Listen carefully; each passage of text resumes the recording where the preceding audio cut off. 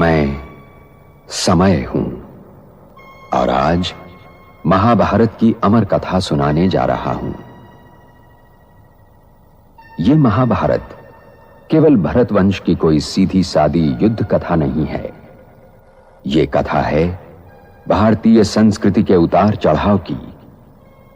यह कथा है सत्य और असत्य के महायुद्ध की। यह कथा है अंधेरे से जूझने वाले उजाले की।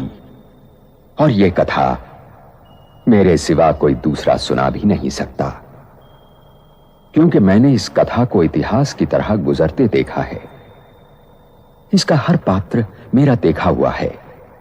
इसकी हर घटना मेरे सामने घटी है। एक तो यह है कि जब भी हमारी पहले जो हमारी जो वार्ता हुई थी तभी से और अभी में कुछ मतलब ऐसा नया विशेष कुछ आया है ज्ञान की, वैसे ही मतलब चल रहा है फ्लो में? नहीं, बहुत चेंजेस है अभी। हाँ।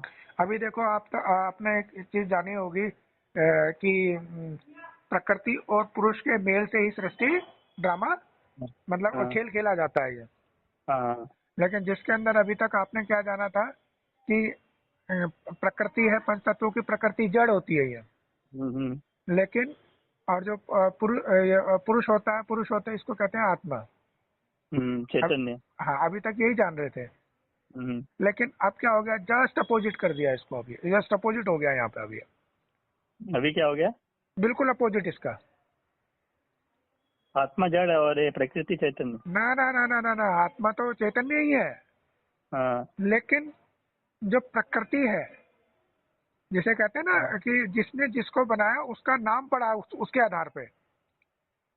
तो जो निराकार आदि शक्ति थी, तो आदि शक्ति सबसे पहले क्या, जिसका क्या रूप बना, प्रकृति बनी पहले।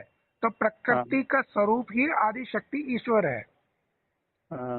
और उसके बाद जो पुरुष क्या है, पुर जिसमें शयन किया जाता है, वो उसकी रचना है। पंच तत्वों के कॉम्बिनेशन से बना हुआ है घर।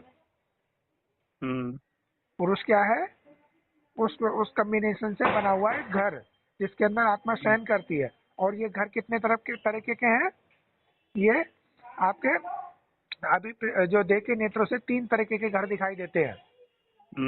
एक नर घर, एक नारी घर और एक किन्नर। 3 तरह की गाड़ियां दिखाई देती है ना। हाँ, तो ये 3 तरीके की गाड़ियां हैं और इसको बोला गया है यहाँ पे पुरुष। और पुरुष वृत्ति जिसे कहते हैं देवहान, देवहान ही तो पुरुष वृत्ति ही तो अहंकार मूर्त होकर के बोलती है। क्योंकि आधा कल्प अभी तक जो हम पढ़ाई पढ़ रहे हैं उसके अनुसार बता रहे हैं आपको। हम अपने वाले नहीं बता रहे, जिसके अकॉर्डिंग अभी तक पढ़ा है आपने कि आधा कल्प क्या है। आधा कल्प में जिसके लिए हमने बोला कि लक्ष्मी आगे, नारायण पीछे, सीता आगे, राम पीछे। तो इसका मतलब क्या है कि आत्मा ने अपने आप को आगे रखा और पुरुष को कर दिया पीछे। मतलब देवभान को कर दिया पीछे, है ना। देह की पहचान को रखा पीछे, जिसके लिए बोला कि सब आत्मवानी होकर के रहते थे पहले सतयुग और त्रेता में। और उसके जैसे ही द्वापर कलयुग आया तो क्या हो गए, ये देवभान की दुनिया, भक्ति मार्ग अंधेरा शुरू हो गया। इसमें पुरुष वृत्ति आगे हो गई। हम नर है, नारी पना ये आगे आ गया। और नर इसी को बोला कि यही देवभान इस समय सर चढ़ करके बोल रहा है, यही है पुरुष वृत्ति। इसी के लिए शब्द आया पुरुषार्थ, कि पुरुष को ही, इस पुरुष वृत्ति को ही, अहंकार को ही मर्ज होना है।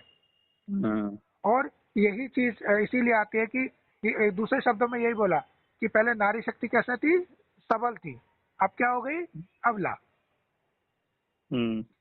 है ना। तो अब ये किसको दिखा रहा है, वही कि आदि शक्ति जो निराकार शक्ति है उसने अपना जो एक स्वरूप कैसा किस रूप में रखा, नारी शक्ति के रूप में रखा। तो नारी शक्ति ही क्या होती है कि इस देह की दुनिया को विस्तार देती है, पुरुष की दुनिया को विस्तार देती है। और सार भी वही देगी, वही नींव है, बुनियाद है।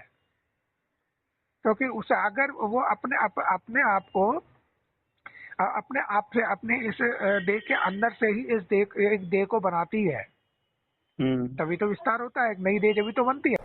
मैं ही दुर्योधन हूं, मैं ही अर्जुन और मैं ही कुरुक्षेत्र। क्योंकि महाभारत बनते बिगड़ते रिश्तों और रिश्तों के आधार और जीवन सागर को मथ कर जीवन के तत्व और सत्य का अमृत काढ़ने की कहानी भी है।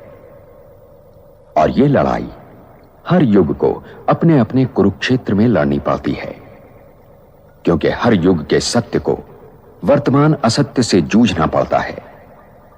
और जब तक मैं हूं, यह महायुद्ध चलता रहेगा और मेरा कोई अंत नहीं। मैं अनंत हूं। इसीलिए यह आवश्यक है कि हर वर्तमान इस कहानी को सुने और गुने, ताकि वो भविष्य के लिए तैयार हो सके।